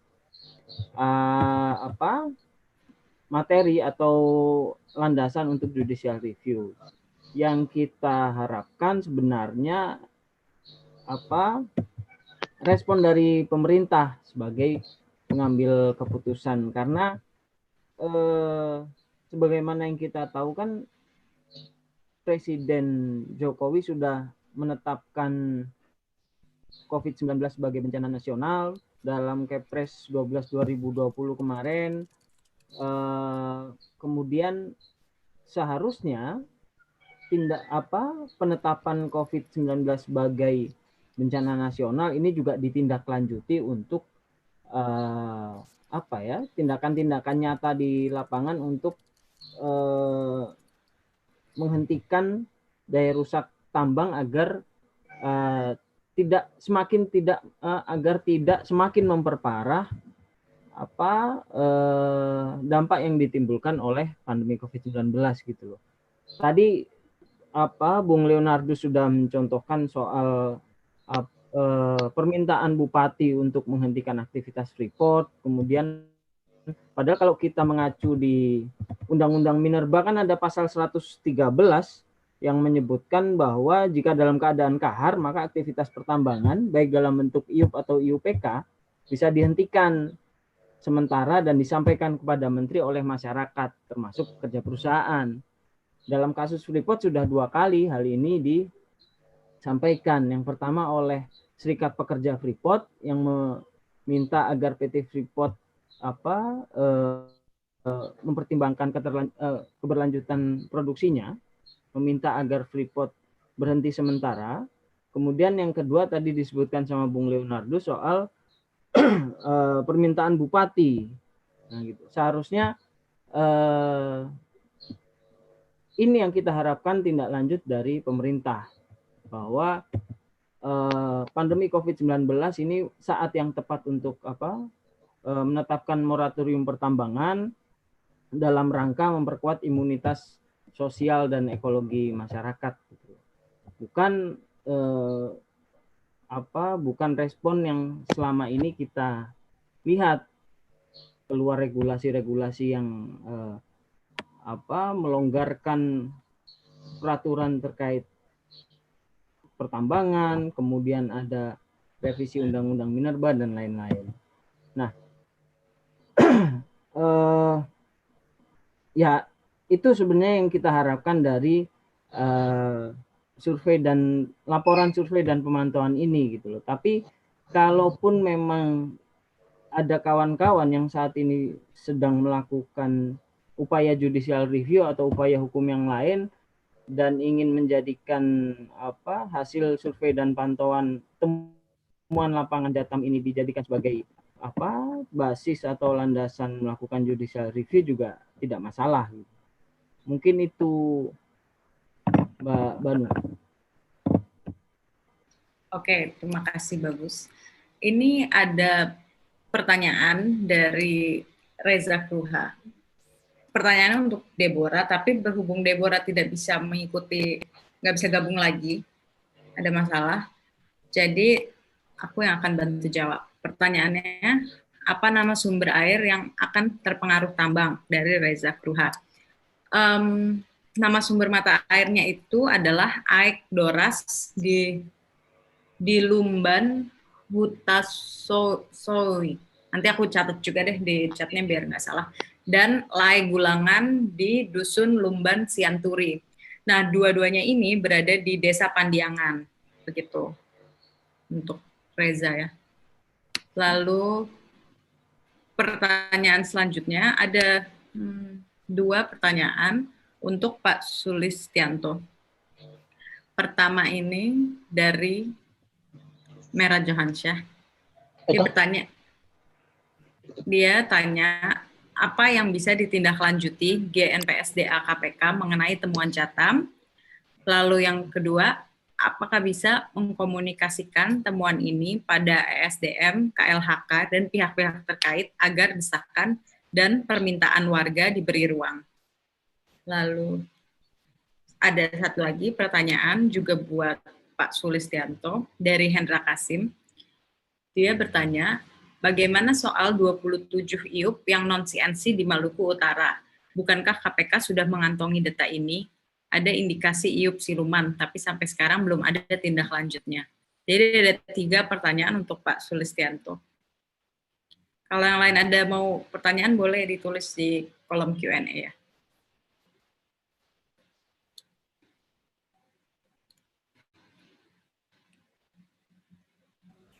Ya, halo? Ya. Ya, langsung ya. Ya, terkait dengan apa namanya pertanyaan Mas Merah gitu ya. Ya, mungkin nanti perlu dikonstruksikan, tapi kami coba komunikasikan apa namanya ke ini ya, unit Kosubga ya, terutama nanti kan bisa spesifik itu, bisa spesifik, ada yang sifatnya spesifik per daerah atau kemudian yang sifatnya kebijakan provinsi atau kemudian nasional gitu ya. Nanti mungkin perlu dikonstruksikan, bisa jadi kalau lebih spesifik mungkin lebih bagus gitu ya, kira-kira apa rekomendasi misalkan untuk pemerintah daerah atau kemudian untuk pusat ESDM dalam konteks tadi temuan-temuan dari hasil survei apa namanya Jatam gitu ya. Nah, kalau kemudian itu sudah dikonstruksikan, nanti kami coba komunikasikan misalkan dengan Korwil Korsub pencegahan gitu ya. Itu kan mereka membawahi beberapa wilayah-wilayah spesifik gitu ya. Jadi misalkan nanti untuk Provinsi Malut itu situasinya seperti apa dan sebagainya, sehingga kemudian nanti itu bisa dikomunikasikan ke pemerintah daerah dan kemudian hal-hal yang sifatnya ke atas ke SDM mungkin nanti akan kita komunikasikan ke SDM gitu ya. Nah, terus kemudian apa terkait dengan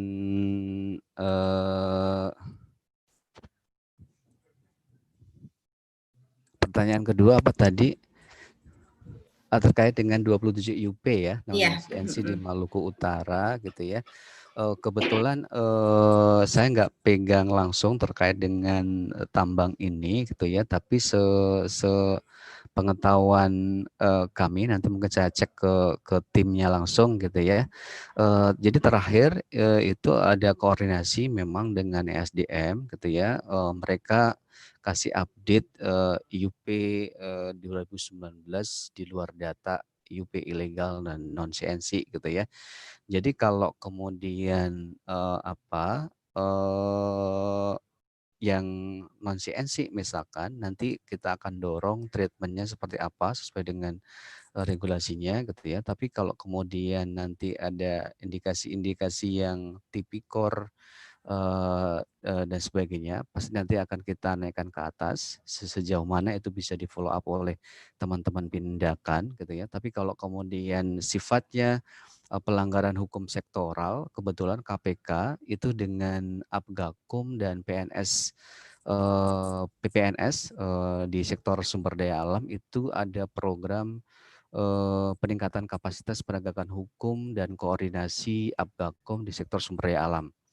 Ada 12 provinsi fokus areanya Nah, dalam forum itu nanti mungkin akan kita dorong bagaimana case-case yang ada di lapangan itu nanti di follow up untuk dieksekusi gitu ya. Tapi ya prosesnya kan nanti tidak langsung begitu. Jadi ada kapasitas penegakan hukum, ada mekanisme koordinasi, terus kemudian kita dorong exercise kasus terhadap kasus-kasus yang apa namanya muncul di lapangan gitu ya, terutama kasus-kasus yang sebenarnya tindak pidana sektoral. Karena sebenarnya kalau kayak misalkan soal compliance, soal aspek legal dari perizinan dan sebagainya itu kalau kemudian secara penegakan hukum sektoral sudah didorong, itu sebenarnya satu langkah untuk ini gitu ya. Baru kemudian kalau misalkan menyangkut korupsi nanti kita yang akan tangani gitu ya. Jadi pendekatan multidor kita dorong sehingga proses-proses penegakan hukum itu bisa jalan gitu ya. Harapan kami sih sebenarnya, oke sekarang statistik peran perkara atau penegakan hukum itu meningkat, terutama itu di KLHK karena secara kelembagaan ada satu dirjen khusus Gakum gitu ya. Kalau PPNS lain itu masih nol kerjanya gitu ya. Jadi pelanggaran izin dan sebagainya itu nggak ada yang ditindaklanjuti oleh PNS sektoral gitu ya, baik itu SDM atau KKP atau kemudian perkebunan dan sebagainya itu masih sangat-sangat rendah kinerjanya gitu ya. Jadi melalui proses ini kami dorong programnya 3 tahun. Pertama mulai dari peningkatan kapasitas, terus kemudian kita akan dorong instrumen-instrumen yang dibutuhkan dalam konteks koordinasi penegakan hukum gitu ya. Misalkan seperti yang biasa dikeluhkan KLHK misalkan, mereka kan punya kewenangan hanya menyelidik sampai penyidikan gitu ya, tapi kemudian ketika penuntutan itu diserahkan ke kejaksaan. Nah seringkali proses-proses setelah itu kayak semacam black box gitu ya, nggak ada beritanya gitu ya. Terus kemudian bottleneck-nya di mana dan sebagainya gitu ya, sehingga proses-proses penegakan hukum jadi terhambat. Nah melalui program yang kita dorong, harapannya nanti ada satu instrumen kayak tracking kasus atau kemudian info box itu yang bisa jadi instrumen saling sharing informasi atau komunikasi antar Apgakum.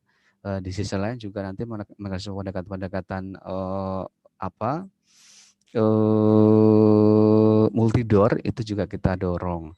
Nah, terkait dengan identifikasi soal tumpang tindih izin dan sebagainya seperti yang saya sampaikan tadi, itu sudah ada 5 provinsi piloting dan yang advance memang Kalteng gitu ya. Jadi kita tahu misalkan tumpang tindih izin tambang dan sebagainya itu di mana saja, dengan izin apa saja, apakah di kawasan hutan, apa kemudian dengan masyarakat adat dan sebagainya, itu yang juga akan kita identifikasi sehingga nanti kita akan punya tipologi tumpang tindih. Nah, tipologi tumpang tindih itu nanti kita akan carikan opsi-opsi kebijakan atau penyelesaiannya seperti apa. Nah, kemudian itu nanti dituangkan dalam semacam redaksi dan harapannya nanti itu kita dorong secara bersama-sama untuk proses eksekusi ini. Karena bisa jadi di bottleneck-nya justru di proses eksekusi ketika kemudian menyangkut misalkan kepentingan kelompok tertentu gitu ya, kepentingan oligark dan sebagainya sehingga proses-proses eksekusi menjadi tidak jalan gitu ya. Nah, mungkin itu Mbak sebagai gambaran dari pertanyaan 2 pertanyaan tadi. Tapi mungkin nanti kalau butuh lebih spesifik lagi terkait 27 IUP yang di Malut akan saya tanyakan ke tim yang langsung menangani itu ya terkait dengan Minerba tadi. Demikian Mbak, terima kasih. Oke, terima kasih Pak Sulistianto. Ini kalau misalnya pemantik satu sama lain mau bertanya juga boleh dibuka kok. Ada yang mau bertanya nggak dari pemantik ini?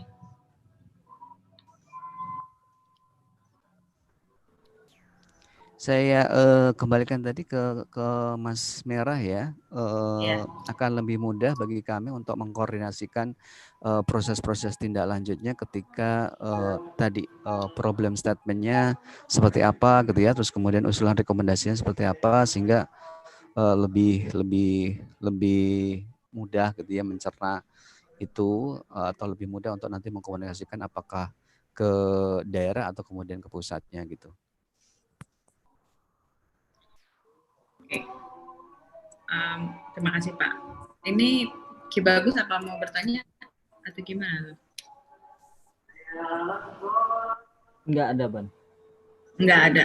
Oke. Yang lain juga nggak ada ya. Tadi Hendra sudah bertanya, tapi kalau mau tanya lagi ke yang lain juga boleh. Leonardus kalau ada pertanyaan ke teman-teman yang hadir di sini juga boleh. Ke Hendra atau ke Ki Bagus atau ke Pak Sulistianto.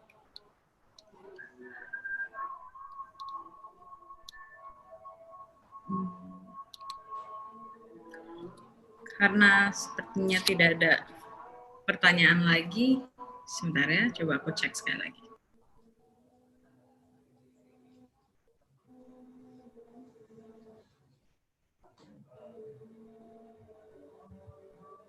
Oke, karena tidak ada pertanyaan-pertanyaan lagi, dan tadi ada beberapa pertanyaan juga udah dijawab di kolom Q&A, dan sudah dibacakan juga tadi sama Bagus.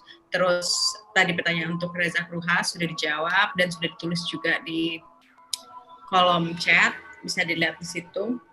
Pertanyaan-pertanyaan lain sudah dijawab langsung sama pemantiknya dan juga penangkap. Sepertinya kita tutup dulu. Terima kasih buat para pemantik dan juga penanggapnya, yaitu Pak Sulistianto. Mau mengingatkan lagi kalau hasil laporan ini bisa diunduh di websitenya Jatam, yaitu jatam.org. Bisa juga dicek-cek media sosial Jatam, ada link-linknya juga di situ, bisa untuk mendownload laporan ini. Dan untuk nonton tadi video yang sempat kami putar di awal, walaupun ada permasalahan di audio, itu bisa dilihat dengan jelas di YouTube Jatam Nasional. Oh ya, saya ada sedikit kelupaan. Kalau boleh ada closing statement dulu kali ya dari masing-masing pemantik di sini. Bisa dimulai dari Ki Bagus, lalu Hendra Kasim, terus Leonardus, lalu ditutup Pak Sulistianto. Boleh juga. Oke, Bagus, bisa memulai.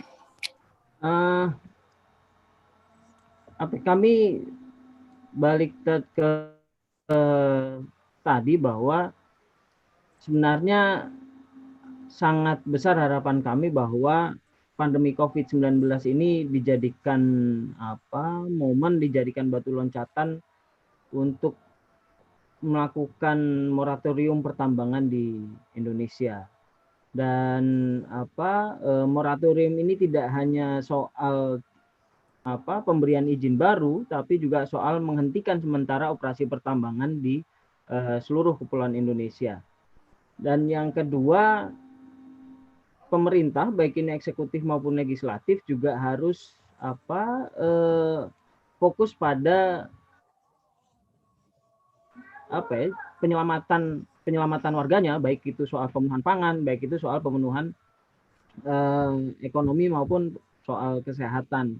Karena sampai saat ini kami masih melihat bahwa upaya penanganan yang dilakukan oleh pemerintah masih lebih condong kepada bagaimana menyelamatkan industrinya, tapi bukan bagaimana menyelamatkan masyarakat di lingkar tambang. Tadi di pemaparan saya sebutkan beberapa tuntutan masyarakat. Memang salah satu yang harus dilakukan selain menghentikan aktivitas pertambangan adalah bagaimana menjamin pemenuhan kebutuhan pangan masyarakat. Salah satu caranya adalah bagaimana menghentikan konversi lahan-lahan masyarakat, terutama lahan pangan, menjadi lahan pertambangan. Kemudian juga agar masyarakat atau warga ini tetap bisa berproduksi, ya salah satu syaratnya adalah menghentikan aktivitas pertambangan di wilayah mereka. Mungkin itu penutup dari saya, Ibu Moderator. Terima kasih. Oke, terima kasih, bagus. Bisa ke Hendra Kasim. Iya, Mbak. Ya, boleh ada closing Ya. statement-nya. Oh ya, saya ingin menyampaikan beberapa hal untuk closing statement ini. Yang pertama soal kehadiran negara justru menunjukkan abainya negara, karena kehadiran negara bukan untuk mensejahterakan masyarakat, tetapi memberikan karpet merah bagi investasi, sehingga tujuan investasi untuk mensejahterakan rakyat itu justru berdampak pada membuat rakyat justru sengsara karena kehilangan ruang hidup, pada perampasan lahan dan lain sebagainya. Yang berikut yang ingin saya sampaikan bahwa banyak juga proses penegakan hukum yang pada akhirnya membuat kami untuk beberapa kali pesimis atas penegakan hukum kita, seperti misalnya mungkin untuk Kakanda yang dari KPK tadi, bahwa sudah sering beberapa kali pimpinan KPK datang langsung. Terakhir Pak siapa yang komisioner lama yang sekarang masih terpilih untuk komisioner baru, saya lupa namanya, Alex. itu datang dan menjanjikan kami akan menyelesaikan soal 27 IUP yang itu jelas-jelas ada datanya.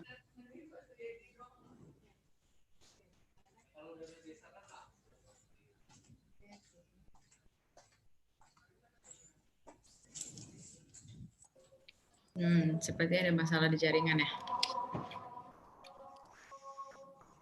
Halo, Hendra. Pada kesejahteraan masyarakat, kesejahteraan warga. Mungkin itu ya, Bu. Terima kasih. Assalamualaikum warahmatullahi wabarakatuh. Oke, terima kasih. Waalaikumsalam. Selanjutnya, Leonardus Otanifake. Masih ada bersama kita atau bagaimana? Halo, Leonardus.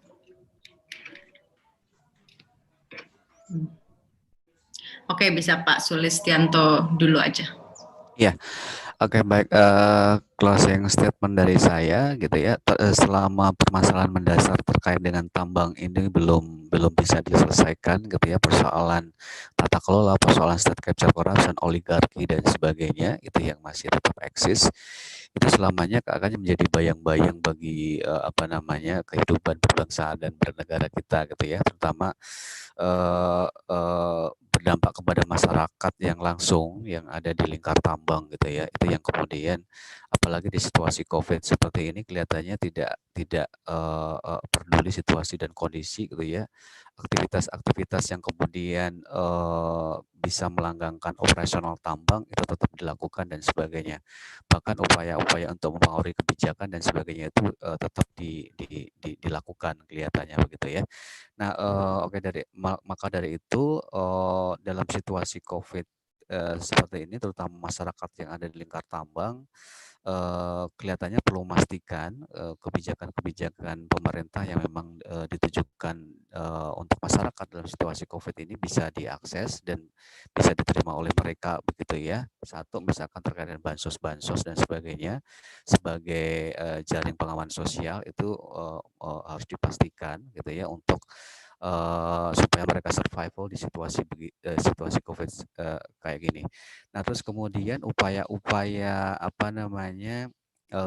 tadi dengan memanfaatkan kesempatan bagi perusahaan-perusahaan tambang, misalkan untuk perampasan lahan, terus intimidasi masyarakat dan sebagainya, itu juga perlu direspon, perlu diadres bagaimana kemudian meminimalisir hal-hal seperti itu. Terus kemudian yang ketiga, upaya-upaya yang mendasar juga paralel ke depan itu juga perlu didorong terus sehingga tadi tata kelola dan penguasaan tambang di Indonesia itu bisa ditujukan sesuai dengan mandat Undang-Undang Dasar kita pasal 33 untuk sebesar-besar kemakmuran rakyat. Demikian Mbak, terima kasih. Ya, terima kasih Pak Sulistianto. Kalau Leonardus masih ada bersama kita dan mau menyatakan closing statement-nya.